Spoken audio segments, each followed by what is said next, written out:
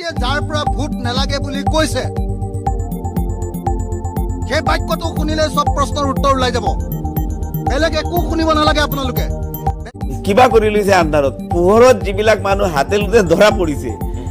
BJP vote দিয়াৰ সেইবিলাক মানুহ কংগ্ৰেছৰ হয় নাম্বাৰ 1 নাম্বাৰ 2 অখিল গগৈ ডাঙৰীয়া যি ভাষণ দিছে তেওঁ কালি মই খোলাকে কৈ আছো বেলেগ একো নকওঁ মানৱৰ বিল্ডিঙৰ পৰা ফ্লেটৰ পৰা পইচা আনতে ফটোখিনি কাৰ হাসে এইখিনি কিন্তু ওলাব বাস এইখিনি কৈ মই থৈ দিলো কি কলে আপুনি মানৱ ডেকাৰ কাহিলিপাৰাৰ ফ্লেটৰ পৰা কোনে কাক কেনেকা পইচা আনিছে এইবিলাকৰ ফটো কিন্তু আছে সিসি ফুটেজও আছে এইখিনি কৈ মই এৰি দিলো আৰু কাক অখিল গগৈ কৈছে মই অখিল গগৈ ডাঙৰীয়াক কৈছো কোনে আনিছে কি আনিছে এইটো পিছৰ কথা তেওঁ খালি মানে কথাটো শুনিবলৈ মই কৈ দিলো কাৰ ঘৰৰ পৰা মানৱ ডেকাৰ কাহিলিপাৰাৰ ফ্লেটৰ পৰা কোনে কেতিয়া কেঠাত কি পইচা আনিছে সেইবিলাকৰ ফটো আৰু ফুটেজ বেছি দিন নাই ওলাই যাব দুইতে কাইল অন ৰেকৰ্ড কৰি আছো 2 নম্বৰ তেওঁৰ পাৰ্টিৰ বহুত বড়াই জানে এইখিনি কথা লোৱাৰ লেভেলত সবে জানে এইখিনি কথা লৈ হেৰি কৰি লাভ নাই এনে বুলাব আগৰ গছৰ কথা কৈছে ভূপেন বৰা এই ৰিপ্লাইটো দি দিও ভূপেন বৰা ডাঙৰীয়াৰ তেওঁ আপাৰ আসামৰ যে ইমান যে ভোট কম পায় গ্ৰাসৰুটৰ লগত কোনো টাচ নাই লেটাৰখন পঢ়াও নাই তেওঁ অসমৰ কোনো মানে এই যে আজমল এনে এটা ফবিয়া যে টিভিত ক'ব লগা আছে কৈ আছে আগৰ গছখিনি খেতি বনাই যে আগৰ গাছখিনি কাৰ হয় গাৰ্ডেন কিনি হয় উঠে তলুৱা অসমীয়া মানুহৰ আজমলৰ এজোপাও আগৰ গছ নাই আজমলে আগৰ গছ পাৰচেজ কৰে তাৰ পৰা পাৰফিউম বনায় দুবাইত বেচে ওয়াৰ্ল্ডত বেচে সব টাইট বেচে আগৰ মানুহে এক্স্যাক্টলি শিৱসাগৰ যোৰহাটৰ গোটেই মানুহ আছে সেই গছখিনি কাটাৰ ক্ষেত্ৰত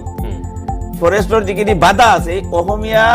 খিলঞ্জিয়া তলুৱা মানুহখিনিক মুখ্যমন্ত্ৰীয়ে আগৰ গছ কাটাৰ পাৰমিশন ডাইৰেক্ট দিছে আজমলক দিয়া নাই আজমলৰ আগৰ গছৰ কোনো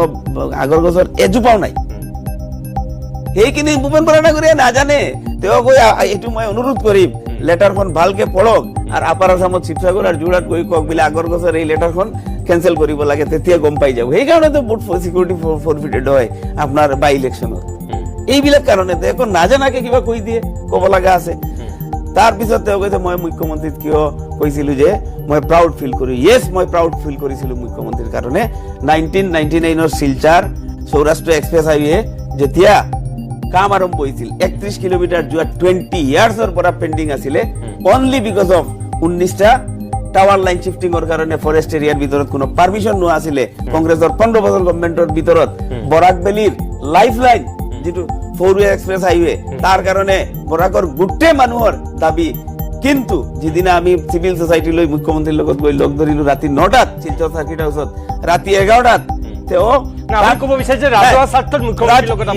ইয়েস এক্সপ্ৰেছ হাইৱেৰ কাম কমপ্লিট হ'বলৈ গৈ আছে 1 বছৰৰ ভিতৰত কমপ্লিট হ'ব আপোনালোকে গৈ চাই লওক ভূপেন বৰা ডাঙৰীয়া এই কামটো যদি 20 বছৰ আপুনি আপোনাৰ চৰকাৰে কৰিব পৰা নাই মুখ্যমন্ত্ৰী যদি 1 ঘণ্টা